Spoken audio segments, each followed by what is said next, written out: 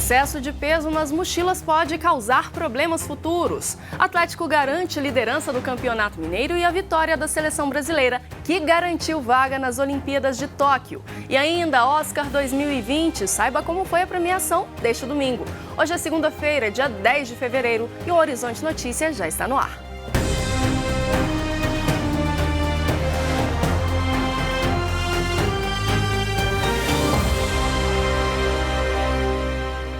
Olá! Em boa parte das cidades, o ano letivo já começou e um antigo problema volta a preocupar ortopedistas. O excesso de peso nas mochilas pode se tornar um vilão e causar vários problemas à coluna. Clarice tem 16 anos e já sofre com dores nas costas e nos ombros. Durante o período escolar, ela chega a carregar até 10 livros e cadernos na mochila. O que mais dói é quando eu estou andando com a mochila ou quando eu estou com a mochila. Na aula, fica dolorida os dois ombros. Assim como Clarice, diversas crianças e adolescentes carregam bastante peso nas mochilas. Segundo este médico, é preciso tomar alguns cuidados para não prejudicar a coluna. O ideal realmente é que a gente distribua de forma harmônica esse peso, idealmente nas costas, com uma mochila com alça dupla, né? Quando a gente usa uma bolsa só num ombro só, a gente tem uma tendência de levantar um ombro, de ficar com um desvio lateral, e isso às vezes leva a mudanças na nossa postura, né? Vícios posturais que podem agravar, gerar dores, em si uma série de consequências para a nossa coluna. Além disso, a forma de distribuir os objetos dentro das mochilas também ajuda a diminuir o esforço na coluna. Nossa recomendação é que livros, cadernos, tudo que seja mais pesado, eles sejam colocados na parte mais próxima da sua coluna, dentro da mochila, na parte mais próxima das nossas costas, de forma que você não tenha um braço de alavanca puxando a pessoa para trás e ela consiga se equilibrar de forma mais natural possível. De acordo com os médicos, os problemas podem ser notados a curto e a longo prazo. A indicação da Organização Mundial da Saúde é que o peso da mochila não ultrapasse 10% do peso da pessoa que a carrega. E não são só os alunos que precisam ficar atentos ao peso que carregam diariamente. Alguns problemas que apareceriam, então, uma pessoa com mais de 60 anos, às vezes com 20, 30 começam a aparecer, eventualmente até casos graves de hérnia de disco, compressão de raízes nervosas, a famosa dor do nervo ciático. Isso pode vir a acontecer num acúmulo de peso de excesso sobre a nossa coluna. Nesta terça-feira, a Arquidiocese de Belo Horizonte celebra 99 anos. Presente em 27 municípios da região metropolitana, a Arquidiocese possui 300 paróquias e aproximadamente 1.500 comunidades de fé. Para comemorar a data, serão celebradas missas às 9 horas da manhã no Santuário Basílica Nossa Senhora da Piedade, às 3 horas da tarde na Basílica de Lourdes e às 7h30 da noite na Catedral Cristo Rei. As 3 missas serão presididas pelo arcebispo Dom Valmor Oliveira de Azevedo. E agora, no início do ano, muitas pessoas buscam oportunidades de se reinserir no mercado de trabalho. A questão é que muita gente ainda não sabe estruturar um currículo, por exemplo, ou o que falar na hora da entrevista. Pensando nisso, o Cine da Capital oferece oficinas para ajudar estes trabalhadores a terem mais chances na hora de uma entrevista. Fábio já trabalhou como conferente de mercadoria, carregador e capineiro. Veio ao Cine em busca de uma recolocação no mercado, mas sabe que não será fácil. A pessoa tem que ser mais profissional, né? Fazer mais curso, ter mais capacidade na área profissional, porque está pedindo hoje mais isso assim, né? De acordo com o IBGE, em 2019 o Brasil tinha 11,9% de desempregados, cerca de 12 milhões e 600 mil brasileiros. Uma redução de quase 2% se comparado com 2018.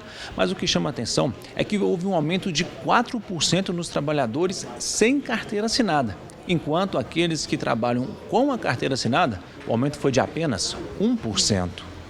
Para tentar ajudar nessa busca por um emprego, o Cine oferece cursos para que os candidatos saibam se portar em uma entrevista e montar um currículo. Então é muito importante que quando o cidadão compareça ao Cine, ele saiba exatamente o que ele está procurando. Cerca de 2.000 pessoas procuram os Cines por semana. Um bom currículo pode ser o diferencial daquele que será contratado. Na hora de elaborar o currículo, é importante que a pessoa tenha um objetivo e entenda que para cada vaga que ela está querendo, enviar esse currículo, ela pode adaptar. Não precisa colocar dados pessoais, como identidade, CPF no currículo, tá? E também colocar sempre a verdade, colocar experiências que de fato você teve, trabalhos que você executou, empresas que você trabalhou. Kelvin se formou recentemente e já está em busca de uma vaga como auxiliar administrativo. Eu acho que a juventude é um diferencial. Eu acho que pensar fora da caixa é uma coisa que muitas empresas buscam hoje em dia. E também uma experiência profissional como jovem aprendiz e também falar outras línguas, formação em tecnologia, computador. Então vamos conferir as vagas de emprego disponíveis no Cine da Capital nesta semana. Uma vaga para eletricista com 6 meses de experiência e ensino médio incompleto. Salário de R$ 1.200 mais comissão.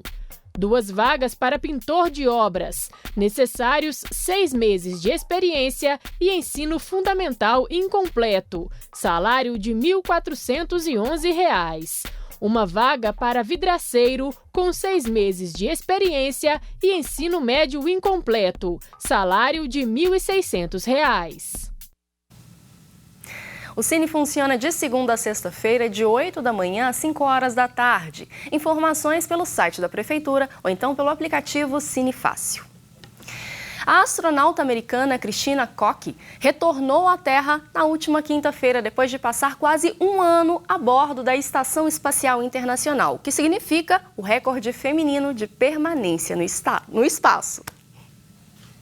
A cápsula Soyuz pousou na última quinta-feira no Cazaquistão. A bordo estavam a americana Christina Koch, da NASA, o italiano Luca Parmitano, da Agência Espacial Europeia, e o cosmonauta russo Alexander Skvortsov. Christina Koch, de 41 anos, permaneceu a bordo da ISS por 321 dias, um novo recorde feminino, superando a marca da americana Peggy Whitson, de 282 dias. A engenheira já havia entrado para a história com a primeira caminhada espacial 100% feminina em outubro de 2019, ao lado de Jessica Meir.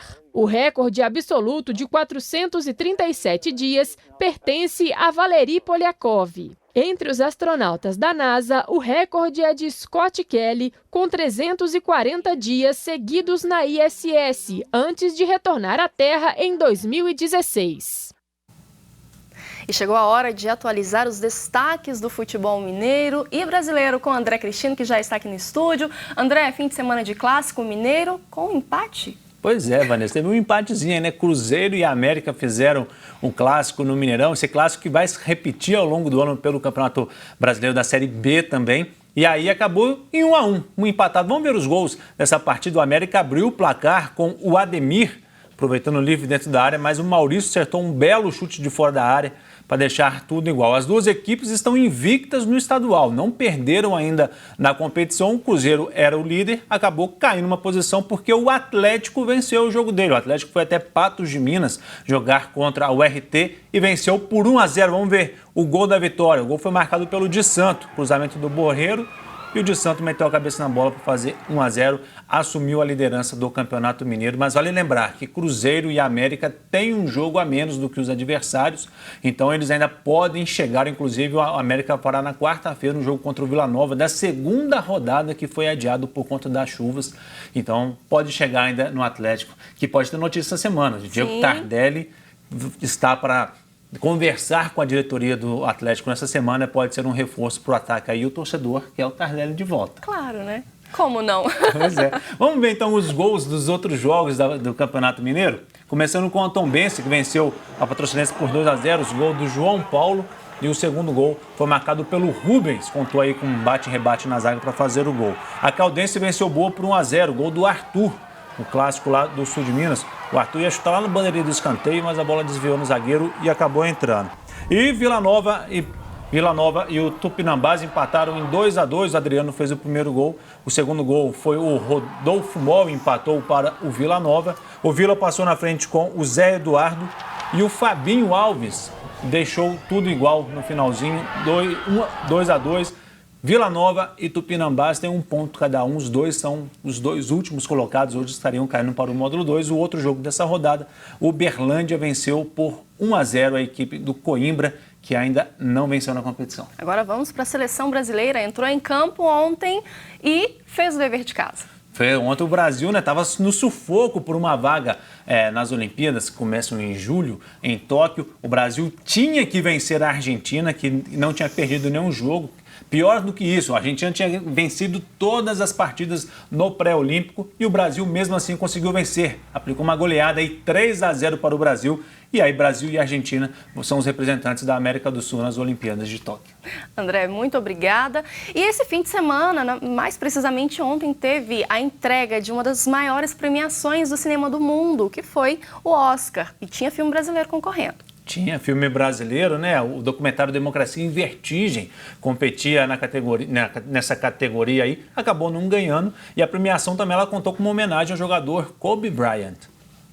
O famoso tapete vermelho foi por onde passaram as estrelas que compareceram à festa do Oscar. O diretor Spike Lee homenageou a lenda da NBA Kobe Bryant. Ele vestiu as cores do Los Angeles Lakers com o número 24, usado pelo atleta que morreu em um acidente de helicóptero no mês passado na Califórnia. E não foi dessa vez que o Brasil trouxe o troféu para casa. A obra Indústria Americana, produzida por Barack e Michelle Obama, levou o Oscar de melhor documentário. Indústria Americana concorreu com o brasileiro Democracia em Vertigem, da cineasta Petra Costa. O filme americano acompanha os bastidores de uma fábrica de Ohio que é adquirida por uma empresa chinesa. Já o documentário de Petra Costa resume os acontecimentos que conduziram ao impeachment da ex-presidente Dilma Rousseff em 2016 e à eleição de Jair Bolsonaro em 2018. O filme sul-coreano Parasita fez história neste domingo. Foi o primeiro longa em língua não inglesa a receber o Oscar de melhor filme.